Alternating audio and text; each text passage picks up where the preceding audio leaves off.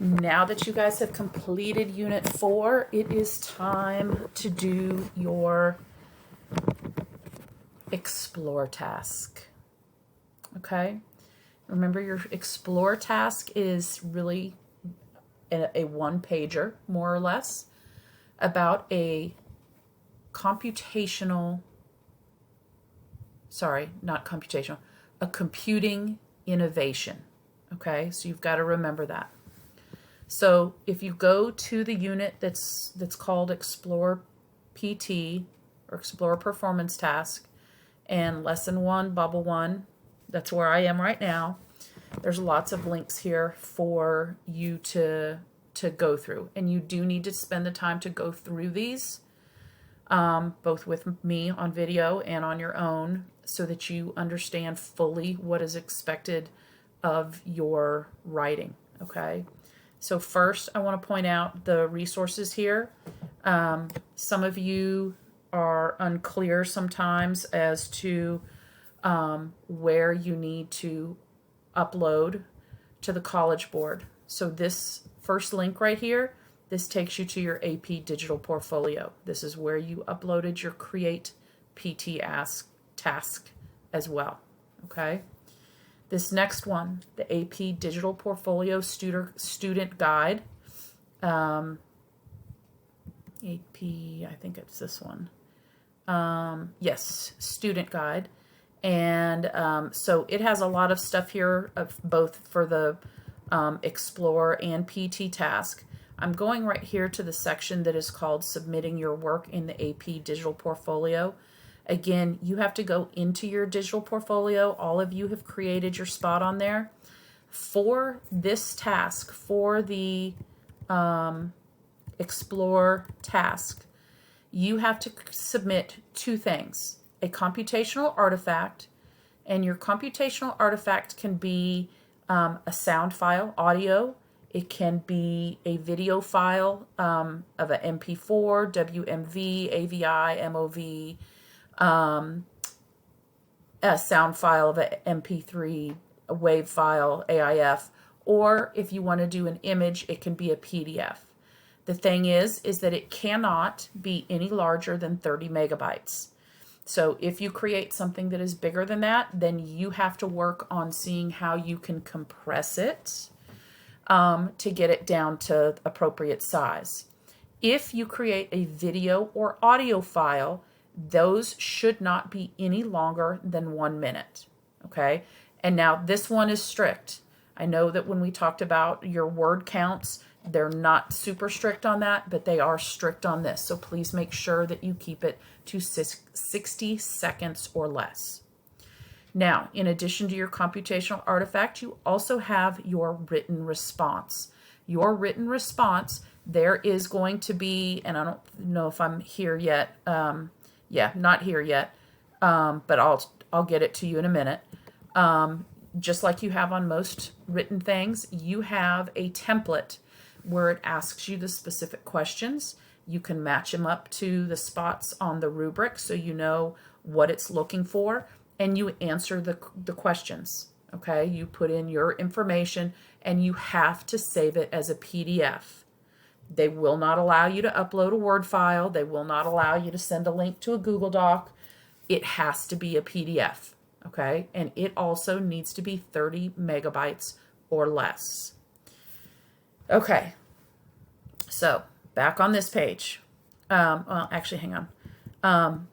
Whoops, what happened to me? Let me go back up to the top because I can't remember if this one had something else I needed to share with you. And there we go.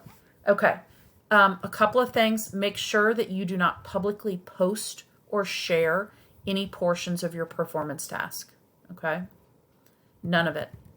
Again, you do have written response templates, which you can download from code.org. And this gives you all of the information on how you need to upload. Okay, so make sure that you spend time going through that. The next thing you see here is a computational artifact sample A. I believe that's this one here. Let me close it so I can make sure that that is actually indeed what I opened. Yes, it is. Okay. So if you're looking at this, this would be an example of a computational artifact that somebody turned in. Okay. Blockchain is the computing innovation that they chose. You can see that they have taken images off of the internet, which is allowed as long as you can document, that means cite your source, where you took them from. Okay? And it needs to have a little explanation of what it is, how it works. I'm also going to show you some video examples that I've seen in case you want to do something like that for your computational artifact.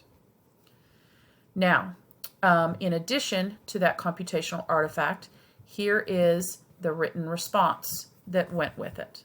Okay, and I will zoom in on this a little bit for us.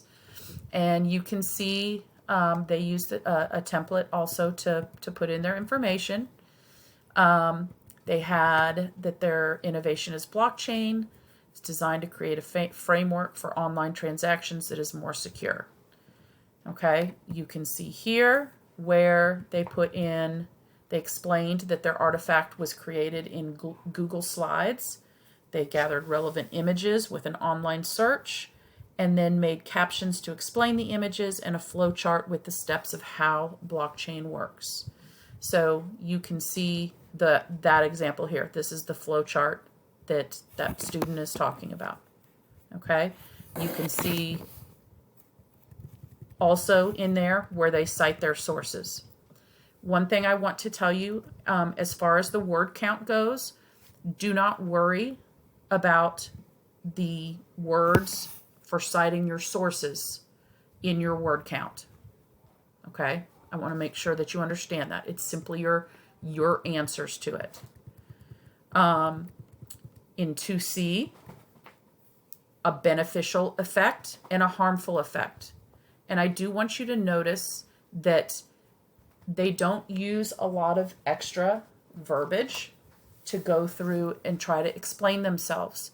They simply state a beneficial effect is that blockchain will save money on financial services, and a harmful effect is that blockchain technology uses a lot of energy. Okay, now they go into some depth below, but they're not trying to show their prowess of the English language in doing so. Okay. 2D, we have some explanation. The system of blockchain operates with a distributed ledger. Okay, so it goes into some details there about data and privacy and problems that it may incur. Okay, and that is extremely important as well. And then they have references. So there are references in 2E. You can put your image references there, but in order to make sure that the reader, the AP reader, knows that your images are being referenced, I would put that up above like this student did. Which one was that? In 2B, so that they know that that is what goes with the images. And then you can cite them to be safe. I would cite them down here as well. Okay? It doesn't hurt to cite them more than once. And then you obviously have to do research. You have to have at least 3 sources, and they should be from a year ago or newer. Okay, I think we'll get into that. I think it's 2 of the 3 have to be from a year ago or newer. Here we have some examples of how certain things were graded. Okay, and we have the scoring guidelines and the performance task directions. Okay, so let's open the performance task directions and zoom in a little bit. And we are going to explore. Okay, So, a computing innovation impacts our lives in ways that require considerable study and reflection for us to fully understand them. In this performance task, you will explore a computing innovation of your choice. A computing innovation is an innovation that includes a computer or program code as an integral part of its functionality. Your close examination of this computing innovation will deepen your understanding of computer science principles. Now, it is extremely important that off the block or out of the block, you guys have made sure that you have chosen a good computing innovation. Okay? So it's something that you have to sit and think about for a little bit. Don't just pick something, and I'll go through some examples for you in a minute. Okay? So you technically get 8 hours of class time to develop. This is going to be your last thing that you do in this class this week, next week, to take care of this. Okay? It includes a computational artifact and a written response that you will use the template to create. Scoring guidelines and instructions for submitting your performance task are available on the AP Computer Science Principles course homepage. When completing the Explore Impacts of Computing Innovations performance task, you will be expected to conduct investigations on a computing innovation. A computing innovation is an innovation that includes a computer or program code as an integral part of its functionality. You must ensure you have identified relevant, credible, and easily accessible sources to support your creation of a computational artifact, as well as to support your responses to the prompts. You can search for print or non-print sources, meaning online, as part of your investigation. You can refer to journals, web pages, or an expert that is being quoted as part of your written response. Avoid plagiarism by acknowledging, attributing, and or citing sources throughout your responses. So these are your general requirements. Again, analyze a computing innovation impact on society, economy, or culture. Pay attention to that. A computing innovation and its impact on society, economy, or culture. And explain how this impact could be beneficial and or harmful. Explain how a computing innovation consumes, produces, or transforms data. Also very important, you have to be able to state how it uses data. Describe how data storage, data privacy, or data security concerns are raised based on the capabilities of the computing innovation. You're also required to investigate your computing innovation using a variety of sources. Provide in-text citations of at least 3 different sources that helped you create your computational artifact and or formulate your written responses. That does not include your images, okay? Those do not count as your 3 sources.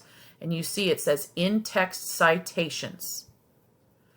At least 2 of the sources must be available online or in print. Your 3rd source may be either online, in print, or a personal interview with an expert on the computing innovation. At least 2 of the sources must have been created after the end of the previous academic year. So from June 1st of 2019 through now. Produce a computational artifact that illustrates, represents, or explains the computing innovation's intended purpose, its function, or its effect, and provide written responses to all of the prompts in the performance task about your computational artifact and computing innovation. Okay? I've already gone over the submission requirements for what you need to do. So now you'll go on to the next video where you will see some examples.